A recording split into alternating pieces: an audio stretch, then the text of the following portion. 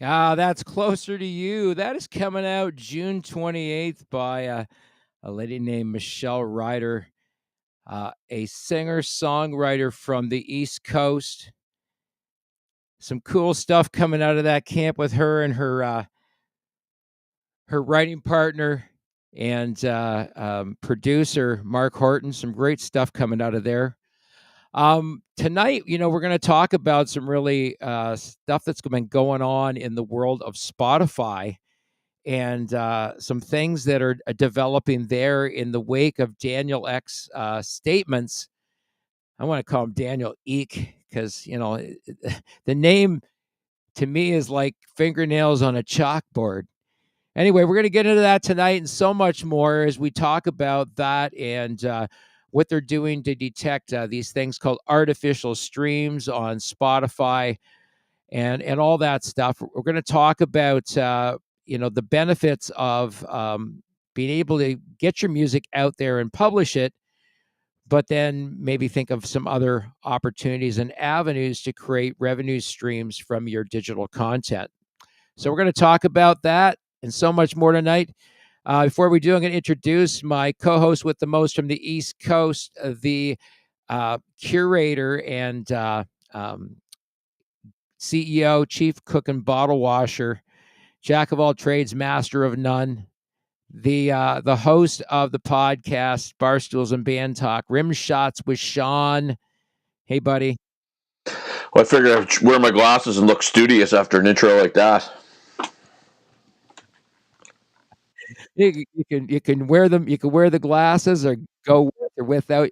They become a bit of a necessary evil at this age to be able to see some of the fine print, don't they? You know what's really funny? I I haven't got I go and I get the cheapies, right, and I wear them, and oh wow, they make a difference.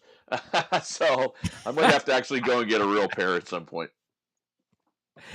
Oh man, that's funny. Yeah.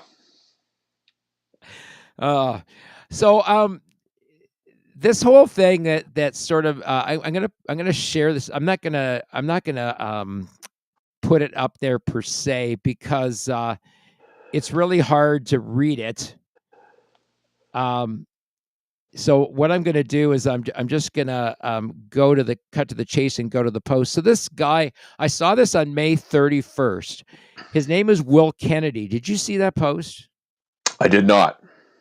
So Will Kennedy posted at 12:15 p.m. the 31st of May, the last day of May, this article that sparked this criticism and sort of pushback to Daniel Ek and people talking about boycotting Spotify and all this stuff. As a result of it, it's kind of like I don't know. It's almost like a bit of a scandal here when I look at it, because people are on there like he should create his own music. Guy is fucked. Yeah. The guy says, the man who doesn't believe in arts makes billions of dollars from the content he doesn't believe in anyway, strikes yet again. But also artists need to not post their music on Spotify, especially when they have control of their own music. Another guy says, well, that's not an effective boycott if that hurts you more than it hurts the thing you're boycotting. Yeah. Right. I mean, you and I talked about this. This is almost akin to people boycotting Loblaws. Well, so I did a post. I mean, and I'm going to continue to do it, and it's just going to be the simple, not sign through their logo. But I had a number of people that were like, "Yeah, I agree," and then I had a few people that were like, basically said, I don't want to come across as a Spotify apologist, but it's working for me. So I mean, I guess the first thing we talked this afternoon, the first thing that I would say to anyone, if it is working for you, fantastic. And I'm not criticizing anybody because, if it works for you, great. The problem is people get very emotional about it, right? Why does somebody have to use the word Spotify apologist, though? I mean, who needs to apologize for a multi-billion-dollar company who's making more money off the backs of those people who can least afford it? I think it's more when the conversation comes up in a group, they walk it back, you know, because they feel like it's working for them and they don't want to. I gave you the analogy today about working, with the Dartmouth Whalers, and a kid would get cut during hockey tryouts, and the parent would be, I want a meeting, but they would never want to actually talk to anybody that was a decision maker because they didn't want it to affect their kid, right? So in this case, these people might agree, but because they think it's working for them, or maybe it is. I mean, I don't know and I can't judge. They don't want to voice their opinion, and I do get that. I do. Um, the danger in that is when it stops working for you, and then you want to jump on board whatever movement's taking place. Your your opinion, your argument, whatever, kind of rings a little hollow. That's all my point was. Um, and you know, it's not to beat up on. It's like anything, right? I mean, there's people that work for that company that, you boycott them are going to be affected. Like the Loblaw thing, okay, that was targeted at the CEOs, but guess what? The people that are working on ground level, they're affected probably worse, right? So you gotta really look at how you approach these things and not be emotional and try to be strategic, and it's tough. I get it. It's tough. You know, having a child that works in retail, I can tell you that it does hurt the people on the front lines because the hours are the first thing that get cut. When the people stop shopping in the store, the first thing that gets cut are the workers' hours.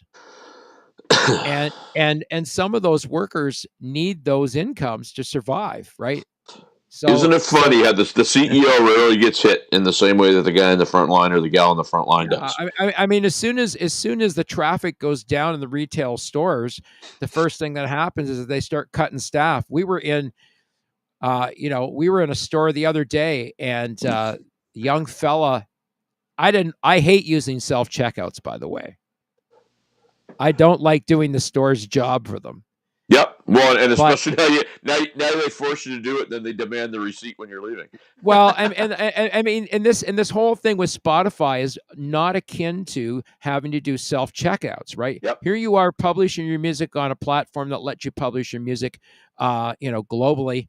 Which let's face it, years ago, the common artist, the common independent artist, could not publish their music without a record label. Yep. It was impossible.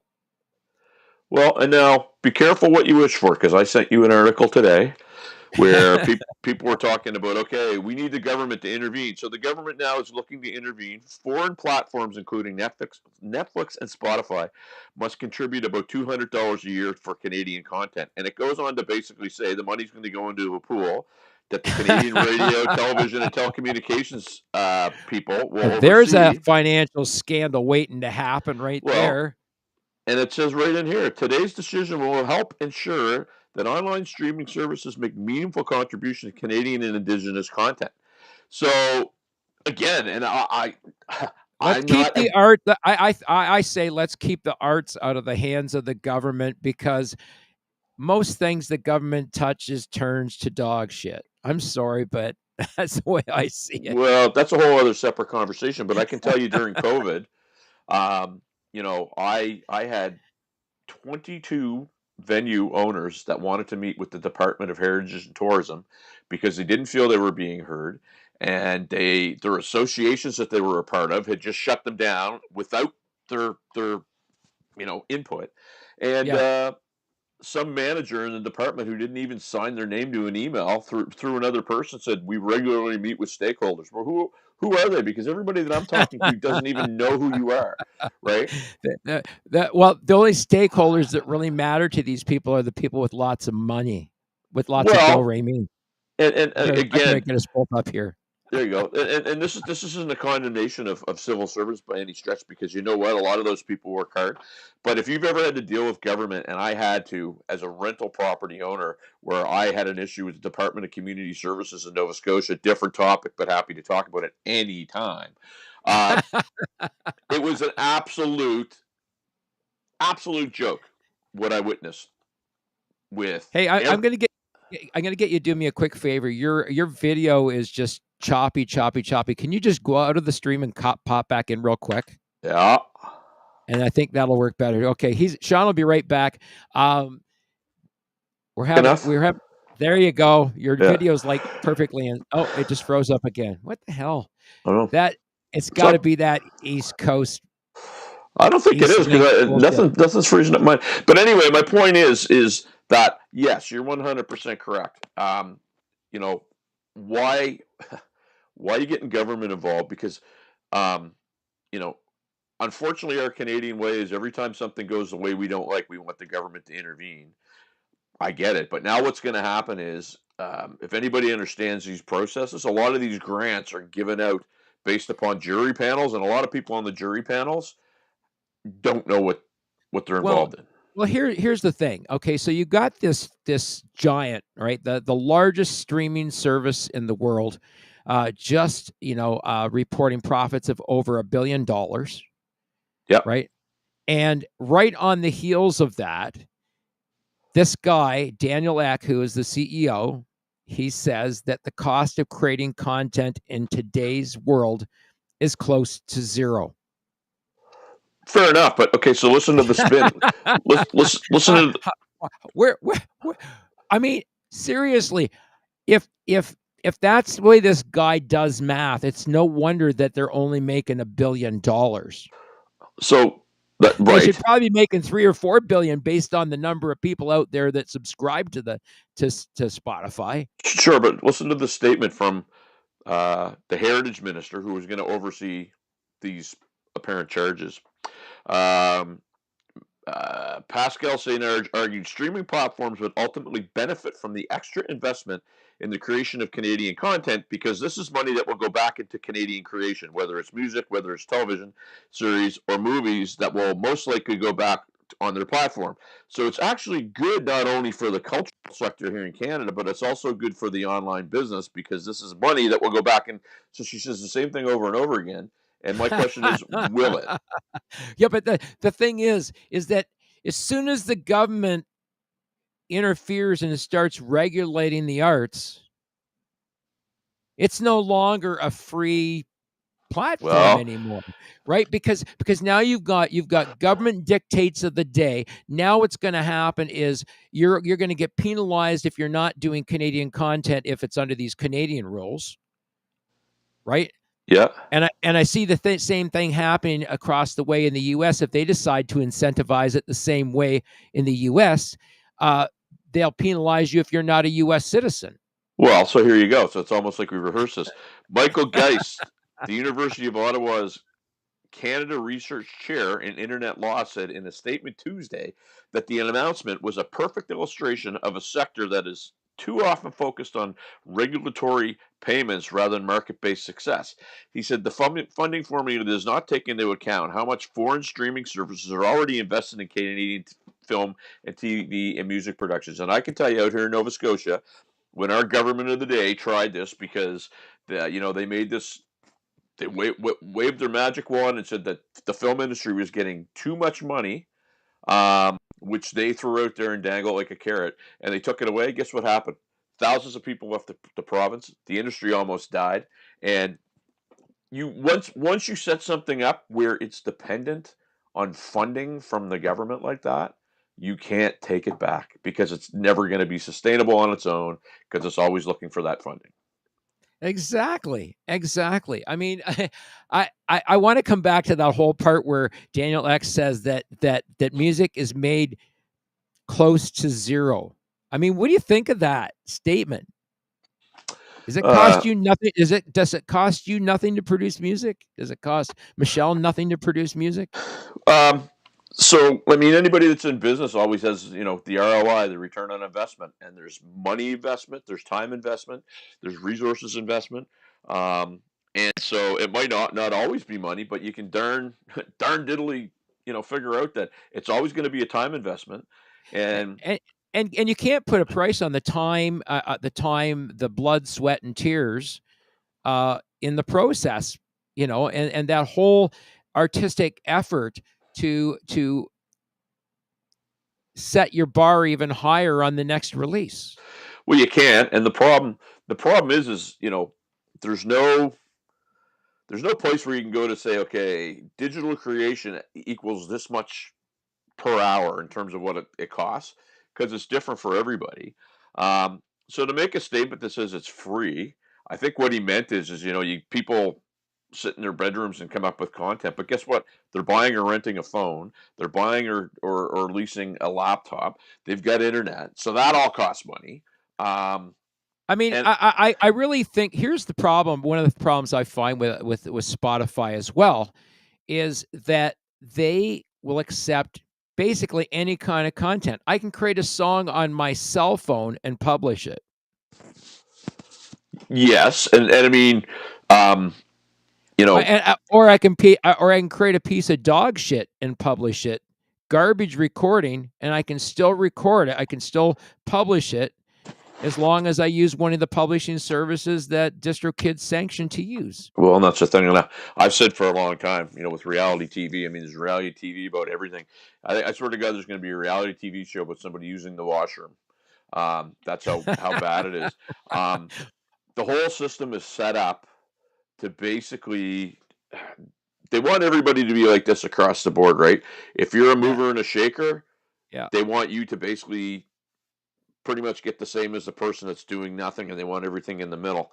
And it's really sad because the arts and entertainment industry always gets this bad rap for being a bunch of lazy people, and it's not the case. It's not the case. Musicians are the hardest working, most underpaid people on the planet. Well, and it's funny. Anytime you talk to a heavy hitting business person or a politician, I can tell you so many stories of seeing politicians. Well, I won't name names, but we opened for Haywire a few years ago, and a friend of mine who happened to be an MP, he's like, "Can you get me in to see the guys?" And I'm sitting there going, "Are you not one of the guys that's voting on crap that's affecting my life, and you're acting like a kiddie schoolgirl? Like, are you kidding me right now?" Yeah. So I mean, it's kind of funny. Oh, that is really funny. That makes It, me laugh. and it's 100% true. Oh man, I mean, when I look at this whole debacle, and you look at Spotify and like I said, the way that this guy does his math, and he talks about zero. I want to get back to this idea of content. They do not have any kind of gatekeeping for content, but they've got gatekeeping to detect artificial streams. Do they? Yeah. Well, so they say. So they Right. say. Now here's the interesting part about all of that, because when you go on Spotify for artists and you go into artificial streaming and find out what their take on artificial streaming is, right? They don't even talk in here about how they determine there's artificial streaming. They just go right into it and So say if we detect artificial streaming, they're not telling you how they detect it. They're not telling you um, can they narrow it down to an IP address. If they could narrow it down to an IP address, they could just shut it down. sure, but here's the thing. Based upon what a payout would be, I figured if somebody was going to pay for 10,000 streams, and I'm guessing that it costs, I don't know, $100 for 10,000 streams. So they get their 10,000 streams and they pay $100 to get like 0.705 cents in a payout. Is that even like who's going to do that? Right. So, but Well, here's the thing: if they if you do do, and the they're if you do the math on that, just like you said, do the math on that. Okay, so uh, you know, I get approached by people all the time to get me artificial likes, to get me follows, to get me this, to get me the other thing, and you find out that this is all done artificially. There's nothing organic about it. There's no real promotion involved in it. They're not helping brand you. All they're doing is faking who your followers are, and there's no net return on it. Just like if you were to pay for it on Spotify, there's no net return for it except maybe it's going to inflate your ego. That's about it. well, so that's what I was about to say. So if I want to pay $100 to get 10,000 streams so that I can get less than a penny paid out, what's the harm in letting me do that? I don't understand. If I'm that unthought out to do that, and it's to feed my ego. Why are you're not going to pay me anything? I don't understand. It's just it's very frustrating because I mean, um, you know, it's hard enough for any artist to get anything going, and everybody is convinced that if they're not on that platform, they're being left behind, and it's Well, just here's the interesting thing. So the guy that I'm trying to think of, Kaplan is his last name, that owns DistroKid, and when he went to this meeting when Spotify talked about detecting artificial streaming, he goes, "Well, what's stopping another artist or another band who's jealous of another band to put artificial streams on their tracks just to get them yanked off Spotify?" And you know what the answer to that was? nothing. There's nothing they can do about that. Yep, yep. So if you hate another band or you hate another artist, just go and buy some artificial streams on their songs and they'll get yanked off Spotify. Well, I don't know. I mean, this is stupid stuff. It is, but here's the big challenge in all of it.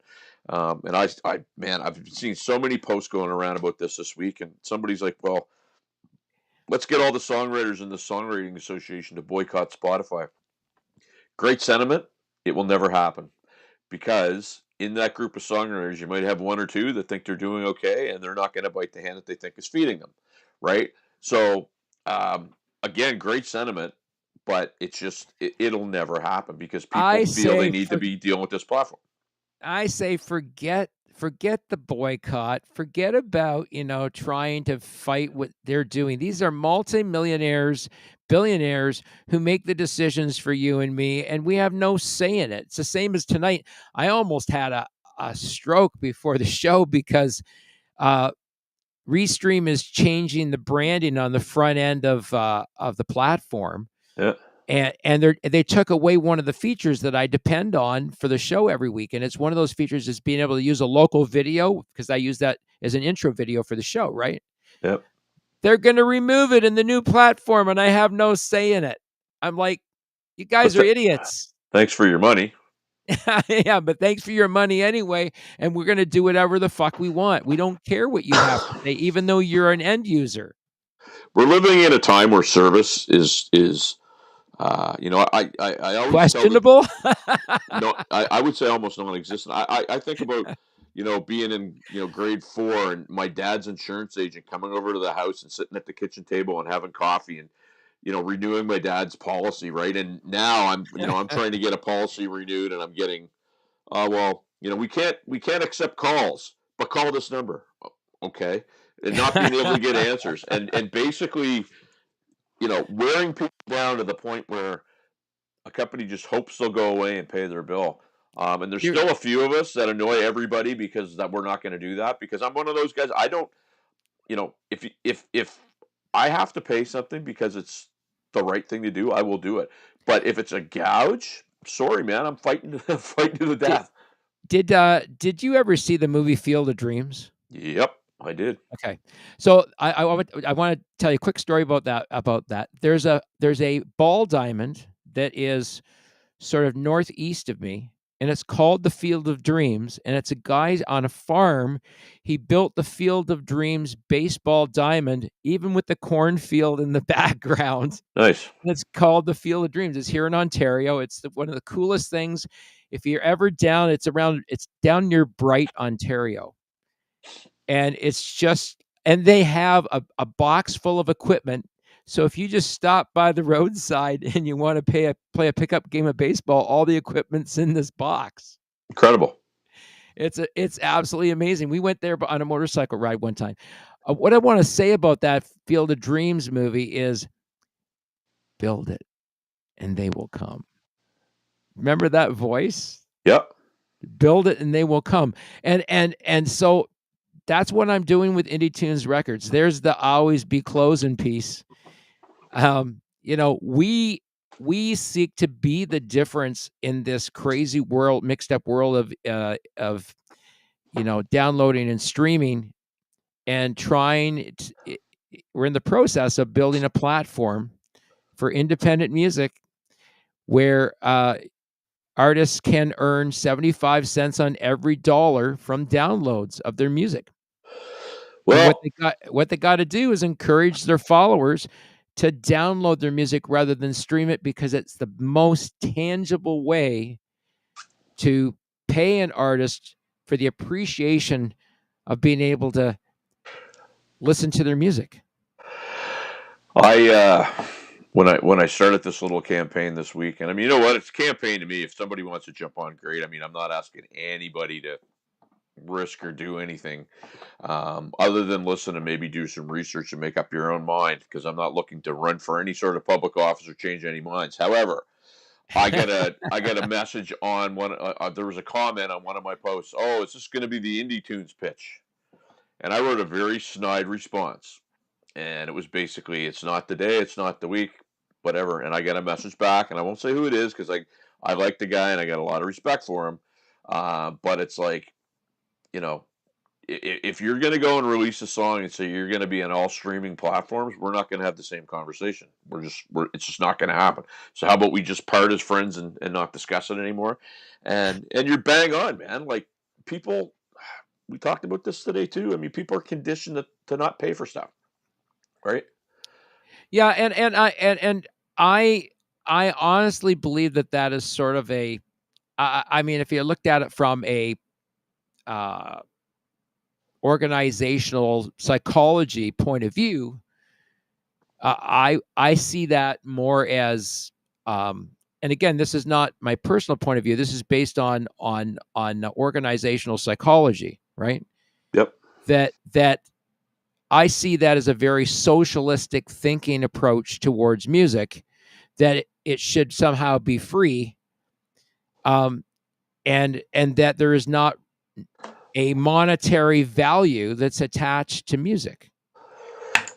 Well, one of the interesting things, I don't know if you ever got to, but there was a whole episode where Vince, who's the main character, who's this, very, very famous actor based on Mark Wahlberg, he's getting worked over by Matt Damon and Bono to give money to donate money to something. And it turns out at the end of it that Matt Damon and Bono are actually figureheads, and they never put any of their own money in, but they're working over this guy to try to put money in. And so, when you see a situation like that where you're trying to get somebody to pay for something or whatever, and again, this was a hypothetical show that wasn't Matt Damon really doing anything. I know you got to qualify all this or people kind of go berserk, but my point is that if you're working people over to do stuff, but you're not doing it yourself, then it's a very hard argument to make. And one of the things that I appreciate about what we're trying to build at Any Tunes Records is that there are people who pitch in and help out wherever they can. Yep. You help me out wherever you can. Brent Durner helps me out wherever he can. Terry Marsh has offered some help with our website. As I speak right now, Jeff Pearson's been putting some touches on the website. We're trying to add a shopping cart that would allow you to go all over the website and buy product and add it to your shopping cart, as opposed to do each singular transaction for the downloads. So we're looking at a different way of setting up our e-commerce platform on the website to make it more user friendly for people. Jeff said, you know what's most annoying about your website? He said, every page I go to, there's a pop-up, like us on Facebook. He says, you only need to see that one once. So we removed it, right? But I mean, these are the growing pains. These are the things that we do, because I am not an expert when it comes to building websites, but I think I've got a very robust website that can handle all this and can handle all the traffic, and it will handle it all in the future, even if we have to migrate it someplace else down the road. Yep. But right now we have unlimited storage, we have unlimited bandwidth, so we've got this opportunity to create this huge backbone for this massive library of independent music, and we've got opportunities to help artists to build, and they can work in partnership with us to build those all different types of revenue streams. You and I've talked about some of those potential revenue streams. Yep. We're delving into things like sync licensing, right? Getting your music out in front of not only just curators, but in front of movie supervisors, like music supervisors on movies and television, and video games. So we're looking at how we can put music out in front of people. It was really funny because when Jeff was doing some touches to the website, he says, "How come the payments go to Black Chrome Promotions and not Indie Tunes Records?" I says, "Well, Indie Tunes Records was actually conceived after Black Chrome Promotions. Black Chrome Promotions was a mothership that I'd envisioned to house a whole bunch of other services. So there'd Yeah. be Indie Tunes Records, there would be Indie Tunes Promotions, which is more a promotional aspect of live shows, looking at doing live shows, one for bookings, as well as another we were looking at starting up a production company. Yeah. We'd actually have a live production company to go out and set up a series of live shows to showcase artists. I'd always envisioned that as part of the larger scheme of things. Well, yeah, and I mean, because you have to diversify, especially in this day and age, and what you're thrown. And but isn't it funny how when you're doing that, if you do it for any sort of revenue or try to make a little bit of money, then it's like, what are you doing? You're not supposed to do that. And it's just the most bizarre thing. A friend of mine, my good buddy Carl Anderson, who has appeared on the show before, sent me probably one of the funniest stinking things, and I posted it yesterday. It made me laugh so hard. Um, Bear with me for a second. No Uh, worries. Here it is. I laughed when I saw this. So it's basically, uh, dear band leader, we look forward to your performance at our daughter's wedding. If you don't mind, we would like to request a few of our favorite songs. If you could play these at some point during the reception, we'd be grateful. Any Keith Jarrett composition from the solo series. Please arrange for full ensemble and nothing in 4/4. Uh, where is it? Any of John Coltrane's duets with Pharoah Sanders. I understand their use of a tonality is not everybody's cup of tea, but all our guests will love the registers of the sax. Uh, when my son-in-law takes off the garter, could you play a little of Varisa's Lonisation? It's such a funny piece, and we think it would go over really well, much better than the stripper. Anyway, it goes on, and there's about 18 different things. By the way, the gig pays $250 GST included for your group. And before you leave, please feel free to ask the caretaker for a sandwich and a lemonade. Right? So yeah, it's funny how musicians in the music business are thought of. They did this thing. I think I told you today in Halifax. So they've got this thing now where anybody that comes in and stays at a hotel, there's an extra charge. I think it's $10. I could be wrong. That goes into a fund, and then the city uses that for events in the summertime. So they use some of that for a concert on the weekend. And the pitch is always okay. It's gonna put all kinds of people downtown and business. Da, da, da, da, da. Well, I think one, maybe two bars were the benefactors of all that business. It tied up a lot of traffic, and nobody knew about it. That in my circle until a day before. So it's just funny how things work.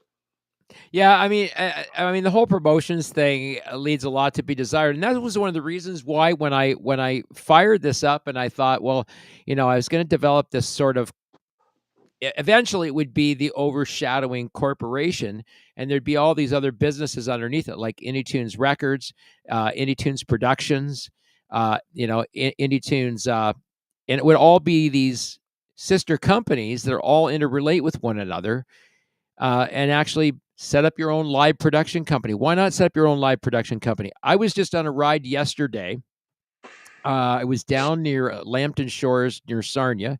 You saw the video that I made. I made a reel of that at the Blue Water Bridge in Sarnia. Yeah. And on my way back, I stopped up in Forest, and there they have this lovely old movie theater that's been converted into a performing arts center. Oh, that's cool. and it's got multimedia so that you can run, a multimedia program behind you while you're playing, right?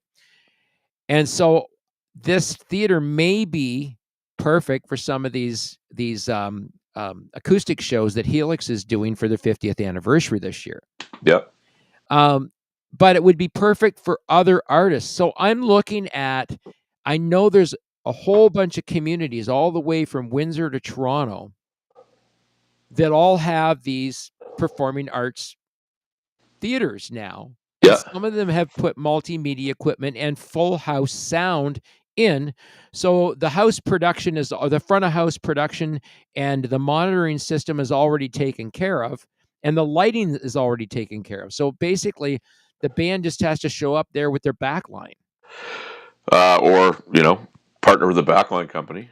That's right, or partner with a backline company. And this is what we might do: is partner with a backline company to put the backline in all these theaters. So we could book a series of theaters from Windsor, Ontario, all the way to Toronto, and have them booked in at different dates and have independent artists perform at them. But you've Well, got to get the ticket sales in order to make it happen. well, no, isn't that interesting? Because there was a post a number of weeks ago about advanced tickets and how a lot of shows in cities are being canceled because they're done with oh yeah, I'll show up, and then people don't show up and there's no advance sales. Yeah. So that's a good point. And I will say the other point that, as you were talking there too, is build it and they will come. So a very good friend of mine that I grew up with saw a need in our fair city more than 20 years ago where there was a lack of backline for people that were doing shows. So he started acquiring gear. And now Mr. Andy Robichaux probably has the biggest backline company, I would say, at least in Montreal, where he runs backline to everybody. And nobody kind of saw that opportunity, and he did. And Well, he's taking well, advantage of it. here's the thing. I mean, if you're a professional band out there, playing the big shows, and you want to get on a tour, you've got to buy onto a tour. That's very common now. Yep, 100%. Right. So we could have a buy on to our tour, but 100% of that is recoupable off ticket sales before anybody else makes a dime. Yeah, and I mean, you got to understand, right? So these shows go on, and we had my buddy and my bandmate and Michelle's co-writer Mark Horton on the show a couple weeks ago, and Mark does this is what he does every day. He brings these shows in. They don't just happen, and somebody's got to put the upfront costs. You sign off to bring these shows in, and it isn't a hey, we don't. Oftentimes artists are paid well in advance of the show, and that money has to come from somewhere. And if it's not through ticket sales, somebody's got to pony up. And out here in Halifax, we get an awful lot where people, complain that we don't get enough quality shows. And I would, we had Styx here 2 weeks ago, 3 weeks ago on a Sunday night, and it was one of the most amazing shows I ever saw. And there was empty seats at this. Uh, I couldn't I believe it. think I think if I was going to do something like that, what I'd end up doing is putting together a production budget for the whole tour. And once I come up with a budget, we look at trying to find financial backers, including the bands that are involved in it. Everybody's got to have some skin in the game here. If you want to make it happen, then everybody's got to have some skin in the game, because there ain't nobody with all the skin. But if Well, everybody puts a little bit of skin in the game, it can make it go a long way. well, it's interesting. If you want to, and I won't go through all the gory details now, but if you want to have a really fun read, go and find Google Halifax concert scandal and find out what happened there. And essentially, what it was somebody that was bringing he brought in Kiss, and he brought in Paul McCartney and Metallica, and he had to deal with the city and the province, and they were getting money for this and that, and there was all kinds of stuff going on, and then the whole thing collapsed, and it wound up being this huge scandal. And we really haven't had any enterprise level shows of that nature since. There's been things here and there, but it really speaks to how fragile it all is. If one part, you have a four-legged chair that becomes a three-legged chair. Right. It's I it's interesting. I don't. Here's an interesting thing that I want to say. I want to come, because we kind of came into what we're offering different in at AnyTunes that you can't get on these streaming services. I say utilize AnyTunes Records, our platform, but let us globally publish your music for you as well, including on Spotify. And I'll tell you why there's a good reason to use Spotify, even though Spotify in our world right now sucks. And what Daniel X said completely sucks. But here's the part that is valuable to people like me. They give a plethora of analytics Yep, about your music, who's they do. listening to it, where it's being listened to, what the demographics of the people are, the age group of them, a whole lot of things about your listening audience so that you know who to target. You need to, using those analytics helps you find that low hanging fruit. So, yes, you can order to have your music taken down. You can order a takedown of your music off Spotify. As a label, I won't support it. In fact, I might even drop you Order if you to tell have me your to music do it. taken down. I might even drop you if you tell me to pull your music from Spotify. And the reason I will is because you're taking tools out of my toolbox to do my job effectively. Spotify provides me a huge amount of analytics about your music, and I use it as a barometer for every other streaming service based on the market share. So when you look at market share, Spotify's got the largest market share, followed closely behind by iTunes, Apple Music, right? But Yep. iTunes, Apple Music, if you've ever used iTunes, Apple Music for artists on Apple Music, it is really not friendly. And Yep. it doesn't have the rich analytics. And you know about analytics, Sean. I preached it to you, and now you use it a great deal for your YouTube I'm a channel. believer. Yes, I am. And I mean, I'm anybody that knows me. I'm the most. I was joking around today about um, one of the members of our group put these two books on that were. You remember, you used to be able to order the books in school, and one was on Ken Dryden, and then one was on Bobby Clark. And I remember I used to read them in grade 4 in math. I don't know why everything's going back to grade 4 this week, but and there was a story in there that I remember vividly about Ken Dryden picking dandelions off his lawn and his father paying him X amount per dandelion so that he could get enough money to get his glory gear. And the joke was, we were learning how to do borrowing in math that week, and I did that, so I didn't want to do it, and I read the book. But I'm not a numbers guy. But when you delve into some of this stuff, my God, it speaks to you and it makes your life easy. So from that perspective, yes, sure, Spotify can do that. Um, And and and that is the upside of it. I mean, yeah, they're not paying well, and you got a guy there that runs the company that doesn't appreciate music. And speaking of that, like I said, they're putting in, and they don't tell you. I suspect it's AI, but there's no transparency about how they go about doing this, right? yep, And how they determine what's an artificial stream and what's a legitimate stream, because they can't even track it down to IP address, and they have to ask you what service you're using. How come they can't tell what service you're using by the very nature of the stream itself? So that's a little bit telling there with today's technology. They can't find out where that artificial stream is coming from, what bot farm it's coming from. Come on. it's I like mean, the episode. It's like the episode.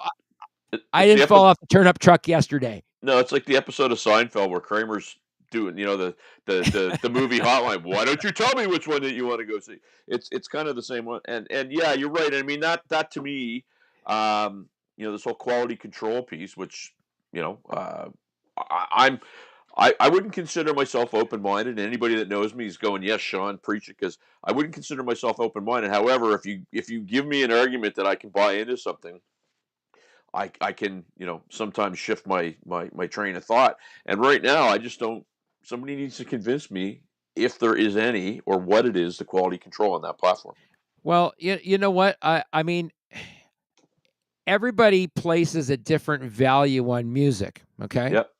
But I can tell you without a doubt, every single song that anyone would find on any Tunes Records platform has been professionally recorded and produced.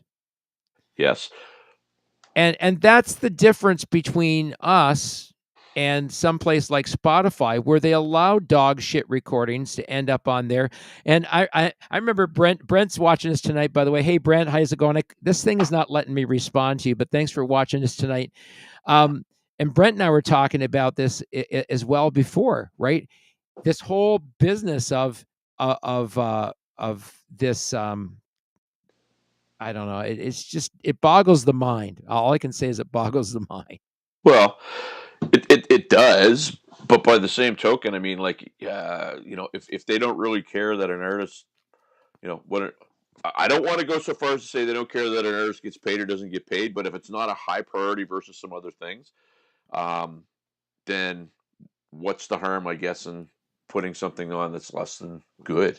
Well, Um, here's the interesting thing. Brent was streaming. He streams internet music all the time now off internet radio, right? yeah, And he goes, yeah, they'll play like 3 or 4 good songs, and then there's like a half a dozen really, really bad songs, like really super bad songs. He said, I wouldn't be playing those songs on the air if you want to be known as a radio station that plays quality. Now, again, that's one person's opinion of that, but this is also uh, a very seasoned musician, a singer-songwriter, a producer, a guy who is the owner of a couple of gold and platinum albums, so he knows a thing or two about music. and I told you, I was on, I think it was Hair Metal AOR. It was a Facebook page, and what came up but Dream On by Helix, and there was Mr. Brent Durner with the double neck guitar, and I still to this day say the best hair in the business back in the 80s, there's no question.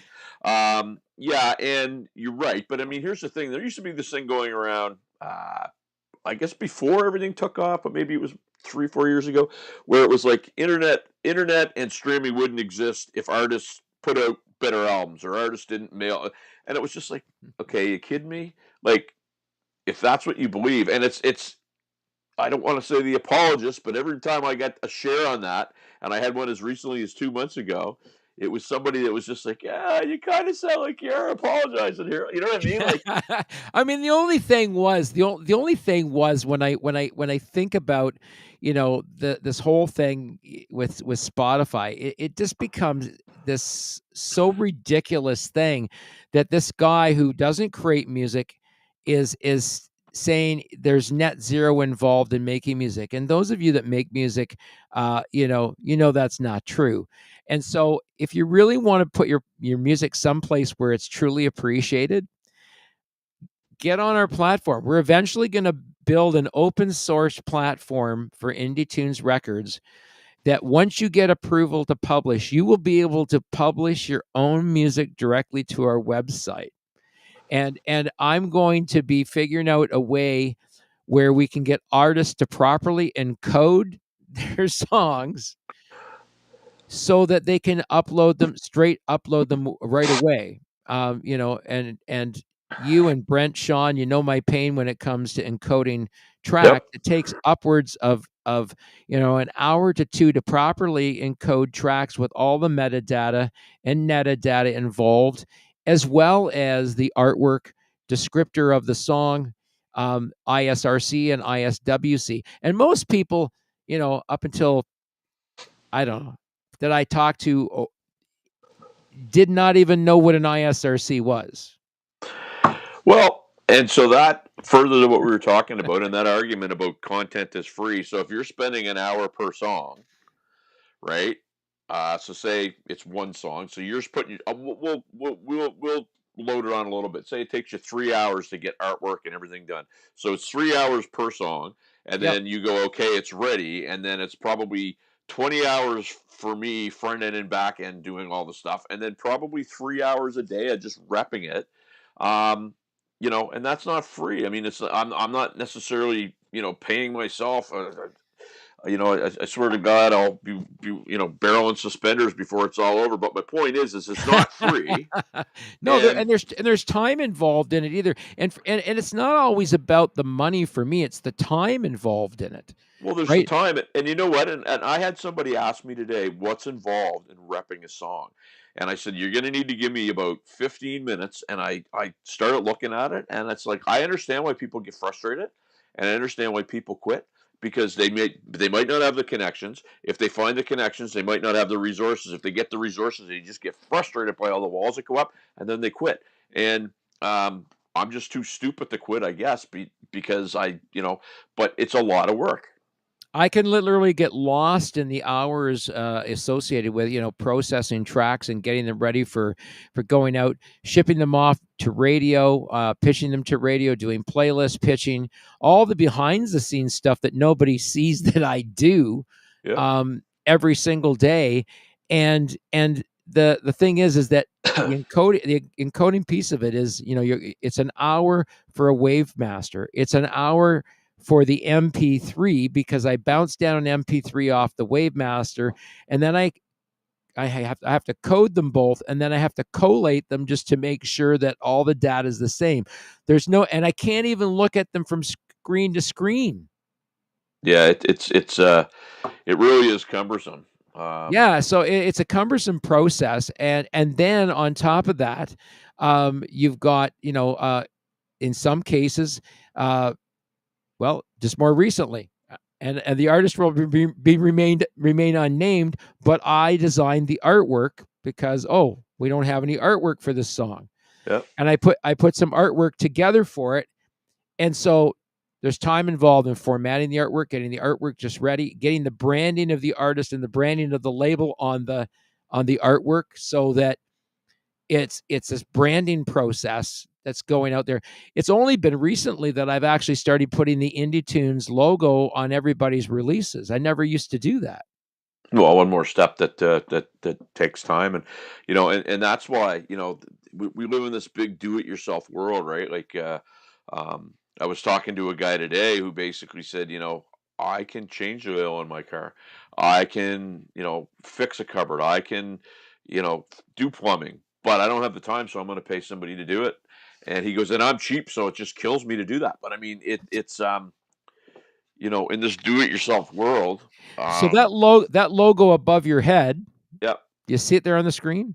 right there. Yeah. So that logo was designed by Brent Durner, Yeah.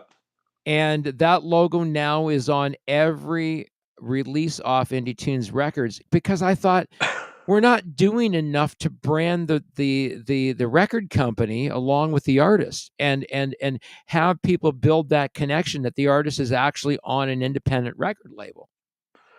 Yeah, and I mean, ladies and gentlemen, boys and girls, go study brand because it's a topic that will blow your mind. But it's something that if you get it, it's so incredibly simple to do. So yeah, I agree. And it was really interesting because I remember one guy said to me, when I started Indie Tunes Records, he goes, "That sounds like cartoonish." Well, if you look at the record behind there, it's kind of almost like that hole that Porky Pig puts his head out of on Yeah, Looney Tunes, right? yeah, Um, but the reason I used Indie Tunes, TUNZ Records, instead of TUNES is because I did not want it to be too close to iTunes, where iTunes goes, you're kind of infringing on our branding. well, and there's always somebody lurking around a corner, right? Right. So that's why I used Indie Tunes, unusual spelling for tunes, but TUNZ. Some people call it TUNZ, Yeah, Indie Tunes Records. I don't care if it's Indie Tunes because I'm hoping there's tons of titles and tons of artists on the platform. there you go. I mean, Yeah, I mean that's the goal. And one of those goals was to take the platform that much further. So eventually I was planning letters of incorporation and envisioned artists on the label is sitting as the board of directors, yeah, and have it as a record label corporation owned by artists, run for artists. yep. Why not? Why Right. not? Why not? Yep. And then the question was, do I take this and make it a not for profit, or do we keep it as a for profit corporation? Either way, incorporating it seems to make some sense down the road. I don't know when that's going to happen, but um, I would like to see it happen sooner than later because I really think that we need other people's heads in this, saying, like Brenda said, we need to have gatekeepers on here to make sure that the music has a level of quality. Yeah.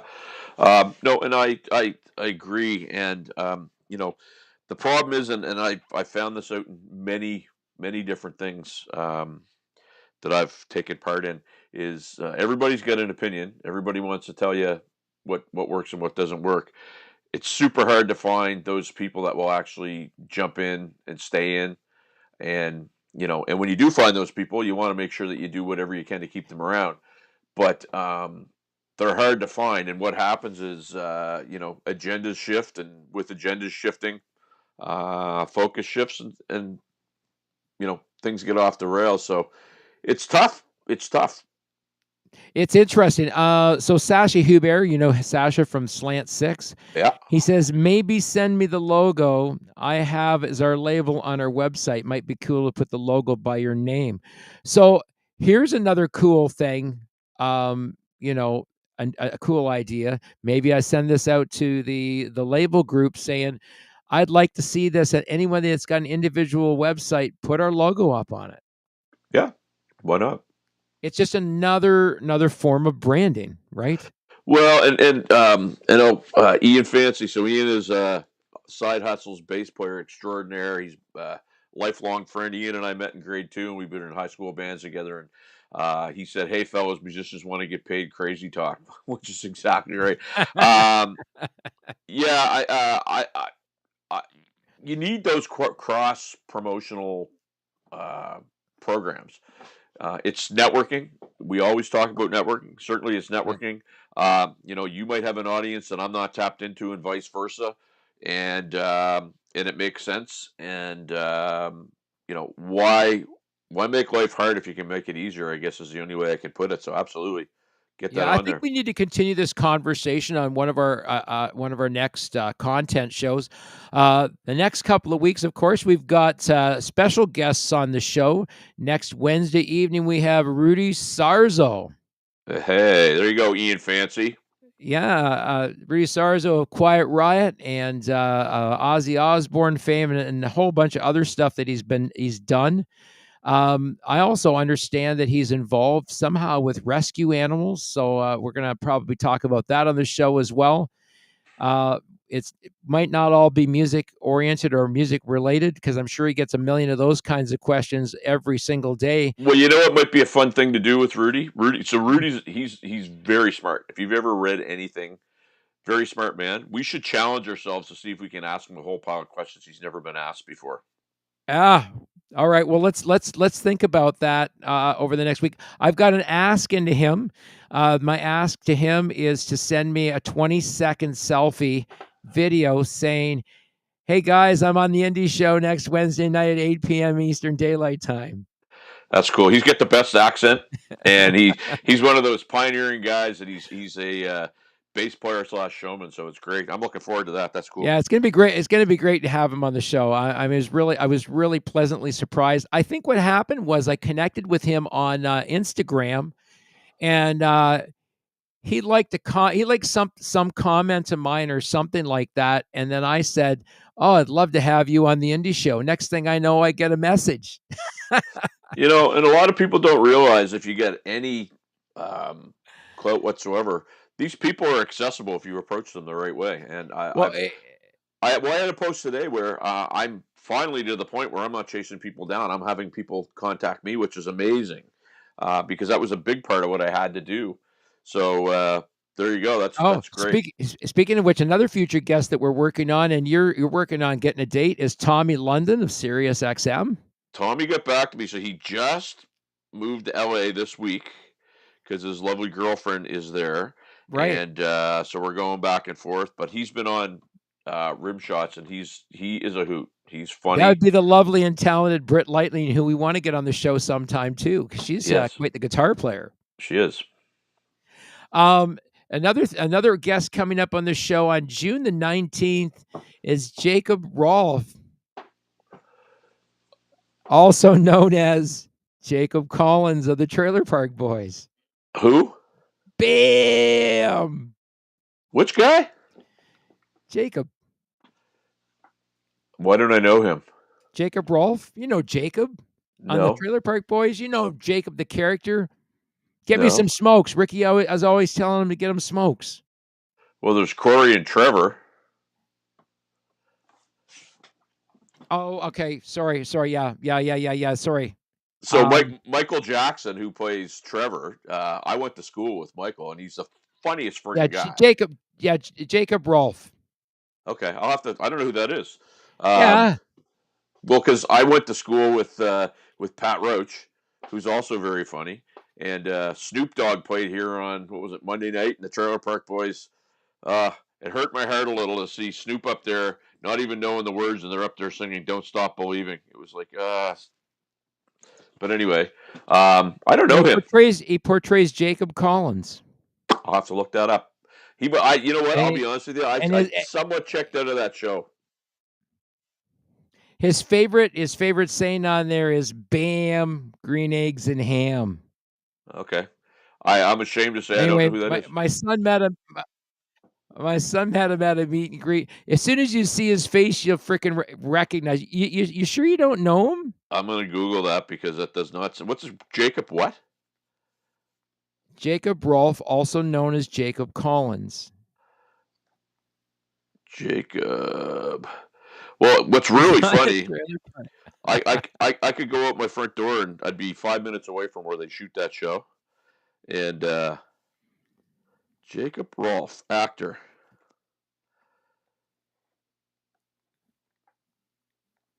Yeah, peanut butter and Nah, jam, nah. with He Phil must be new. Collins. He's got to be new because I don't recognize him at all. And when I say new, Anyways, I probably haven't watched that show since Clattenburg got out of it. Jacob is part of the Trailer Park Boys stable, and he's going to be on the show on the 19th. So do your research. You know what's brilliant about that show before we wrap? That show debuted about 2 months before I moved back to Toronto, and I remember I'm sitting there watching TV, and I was watching I don't know what it was HBO or whatever the heck it was on, and I'm going, who followed around a bunch of guys that I grew up with and went to high school with and made a show on it, and sure enough, it was Mike Clattenburg who I used to go and battle of the bands against, and that show, man, 24 years, 24 years. There's some funny shit about the making of their shows and also the making of their movies. Countdown to Liquor Day is one of their movies, and Brian Vollmer was in that movie, and Oh yeah. he told me some funny stories the other day about the making of that movie. Well, I don't know if None that uh, I'll share here, but they were funny. if anybody can see that, but that was taken in Pat. That's you and Pat. That's Randy from Trailer Park Boys. Yeah, you and Pat Roach. Yeah. I dropped him off some tickets to a show. That was taken June 30th, 2020. And can I get a picture? And yeah, no problem. And then I run into him all the time, and he's Well, you're just trying to get him on the show. We're trying to yeah. get him And on the show. Pat's one of those guys you sometimes believe like, does this guy actually have a phone? Like, because he never gets back to you. But you know what? He's always been a funny guy. He's very engaging. He's very smart. They all are. Well, Jack's hoping to go to one of the hamburger picnics. Oh yeah. And if he goes to one of the hamburger picnics, he's going to do the same thing. He just walked up to Jacob and told Jacob about the show, and he says, "Oh, you got to come on my dad's show. You have some interesting stuff to say about the Trailer Park Boys." So, Well, there you go. There you go, Jacob. The good job because I when John Dunsworth passed away, I did a number of events that Mr. Leahy, and he was amazing. And the guy that played the veterinarian used to be a doorman at one of the clubs that he used to play at. And yeah, I miss Mr. Leahy for sure. I oh, miss he that was amazing. character. And you know what? Yeah. I'm going to just do this really, really quick. I went to the Pee Wee tournament in Quebec in 2010, I think it was. And our bus driver was the guy that played the cop in the Trailer Park Boys, George. And he was so funny. And Okay. I remember first game, I'm standing at the top of the place in Quebec, the hockey rink. It was like the big place where the Nordiques played. And my son's team's getting clobbered 12, I think it was 11-1 at this point. Oh And God. they get a 5-on-3 power play, and they go and they pass it across, and this little kid goes and up the middle and goes in and scores a 5-on-3 shorthanded goal. And they announce it's Kyler Yakamoto, who since went on to play for the Edmonton Oilers. And George looks at me and he goes, when the guy that just scored the goal's last name is Yakamoto, you know you're not having a good day. It was just so funny. Yeah, but yeah, Oh man, that's so funny. yeah, you know what? Everybody knows those guys. Everybody knows those guys. Yeah. So So if for those of you that know Jacob Collins, he's going to be on the show. He'll be in. I don't know if he's going to be in character or not. We're going to find out where the Bam and the green eggs and ham and the peanut butter and jam and all that stuff came from. But it's definitely part of the Trailer Park Boys staple. My son gets the humor, oh yeah, well, and I love the Trailer Park Boys. All right, if so you live down here, you get the humor too. Yes, I that's got to go right. pack. I got to go pack. All right, so listen, we are going to be signing up. We'll see you guys next Wednesday with our special guest, Rudy Sarzo. This has been the Indie Show with my co-host Sean McKenna from the podcast Barstools and Band Talk Rim Shots with Sean. And I'm Kenny from Mini 2 Records, and you are not. This has been the Indie Show.